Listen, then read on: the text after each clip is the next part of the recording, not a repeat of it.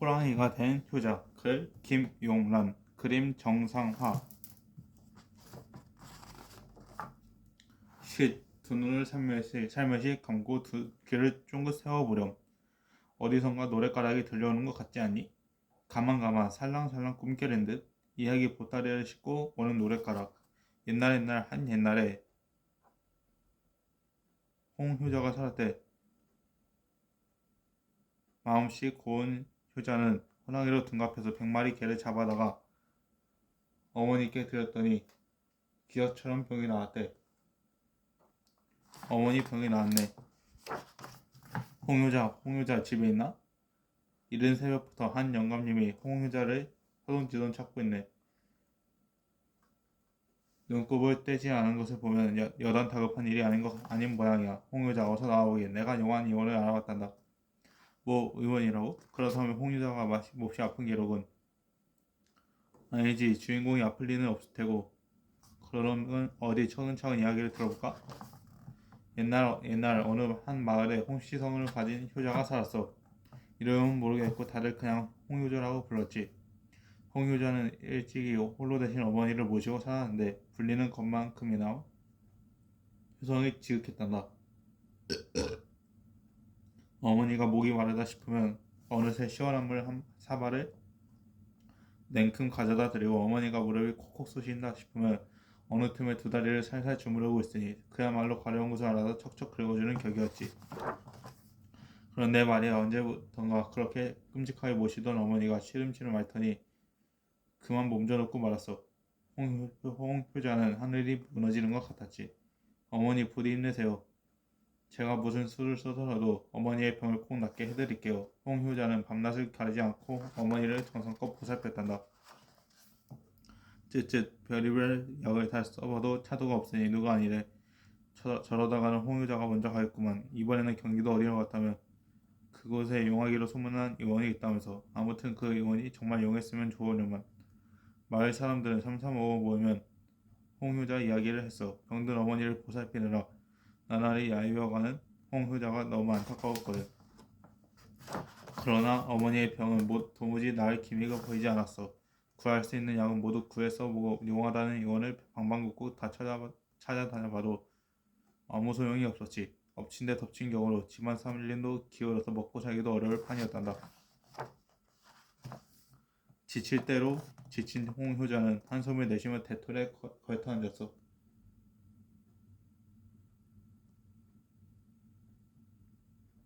꽁꽁은 빨래처럼 꼼짝도 않고 깊은 시름에 잠겼지. 사람의 힘으로 할 수 있는 일은 다 해보았어. 이제 어머니의 병을 하늘에 맡길 수밖에. 이렇게 생각한 홍유자는 하늘에 기도를 드리기로 했지. 정화소를 떠놓고 매일같이 정성스레 기도를 올렸단다. 그러던 어느 날이었어. 지성이면 감천이라고 했던가? 홍효자는 신비한 경험을 하게 되었단다. 눈에 보이지 않는데 어디쯤에서 아득하게 소리가 들려오는 거야. 100마리의 개를 사면 어머니께 드려라. 지금 당장 뒷산 큰 바위에 가보아라. 그런데 그 나무가 너무나 생생해서 홍유자는 무심코 지나갈 수가 없었어. 마치 무언가에 이끌리듯 곧장 뒷산으로 올라갔지. 큰 밤이라면 여긴데 홍유자는 바위 주변을 기울여 보았어. 하지만 나무하러 다니며 보았을 때와 하나도 다를 게 없었지. 그럼 그렇지. 내가 꿈을 꾼 모양이야. 홍효자는 피식 쓴 웃음을 지으며 발길을 돌렸어. 그런데 그때였어. 바람이 이끼 사이로 낡은 책 한 권이 보이는 거야. 이런 곳에 웬 책일까? 홍효자는 고개를 갸웃거리며 오비작 책을 꺼내 보았단다. 아니, 이건 홍효자의 두 눈이 벼랑은 휘둥그레졌어. 책에는 사람이 호랑이로 변하는 주문과 다시 사람으로 변하는 주문이 적혀 있었지. 홍효자는 자신에게 일어나는 일이 좀처럼 믿어지지 않았어. 두 눈을 몇 번이나 비벼보고 벼를 몇 번씩 꼬집어 보고서야 책을 갖고 불이 나게 집으로 돌아왔단다. 그날 밤이었어. 홍유자는 아무도 모르게 밖으로 나와서 책을 보고 중얼중얼 주문을 외워 호랑이로 변했어.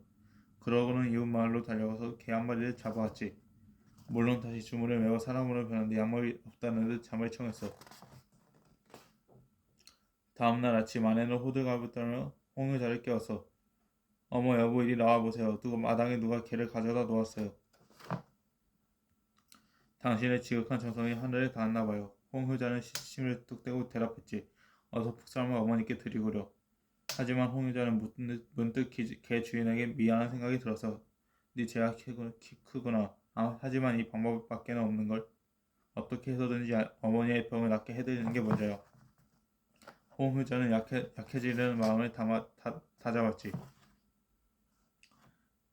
그렇게 여러 날이 지나왔어. 홍유자는 사부작 호랑이로 변하는 것에 점점 재미를 붙였고 어머니의 병세도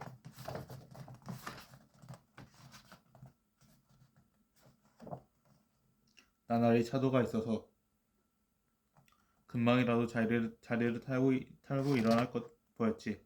하지만 이웃 마을에서는 큰 소동이 벌어졌단다. 밤이면 의뢰 호랑이가 나타나서 개를 잡아가니 그럴 수밖에.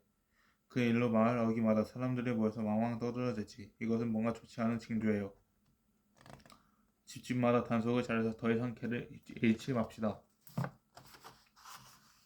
그중 홍의자의 아내는 남편에게 의심이 생겼어.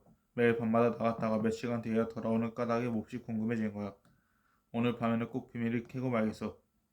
이렇게 결심한 아내는 자는 체하고 있다가 남편 몰래 뒤를 밟았지.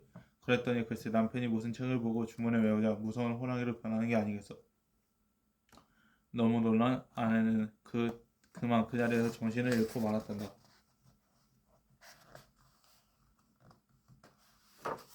잠시 뒤 아내가 겨우 정신을 차렸어. 하지만 여전히 얼굴은 청백하고 손은 부들부들 떨렸지.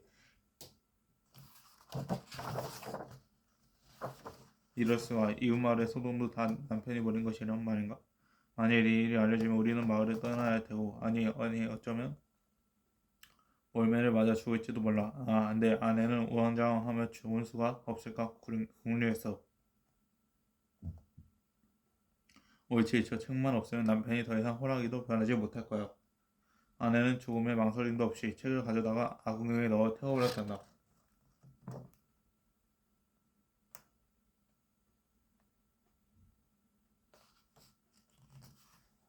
이윽고 호랑이로 변한 홍유자가 집에 개 한 마리를 물어다 놨어.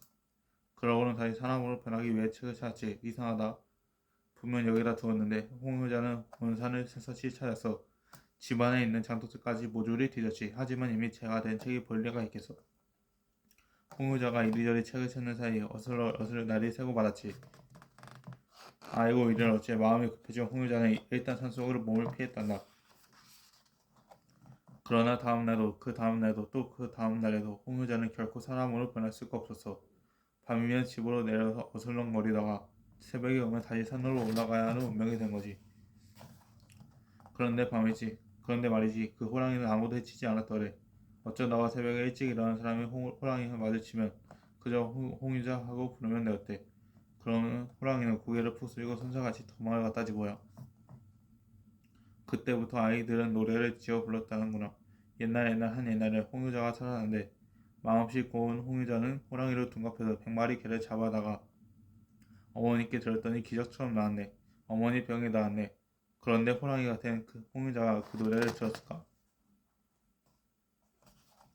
개 타고 집한다. 갯돈을 탔다고 마구 쓰다가 나중에는 집까지 팔게 된다는 뜻으로 운이 좋아 이익을 받지만 잘못하면 그로 인해 더 큰 손해를 보게 된다는 말이에요. 나라 상관님도 늙은이 대접은 한다. 상관님은 임금님을 높여 부르는 말이에요. 한 나라의 임금님이라면 나라에서 제일 높은 분이에요. 그런 임금님도 노인을 대접한다는 말로 사람이면 누구나 어른을 공경하고 잘 모셔야 한다는 뜻이에요. 쏘아놓은 살이요 엎지는 물이다. 이미 활시 위를 떠나 날아가는 화살을 어떻게 잡을 수 있겠어요. 또 엎질러진 물도 다시 닿기는 힘들어요. 이 속담은 한번 저지른 일을 어찌할 수가 없다는 뜻이에요. 하늘은 스스로 돕는 자를 돕는다. 스스로 노력하는 사람은 하늘도 기특하고 예쁘게 여겨준다는 말로 어떤 일을 이루기 위해서는 자신의 노력의 중요함을 말하고 있어요.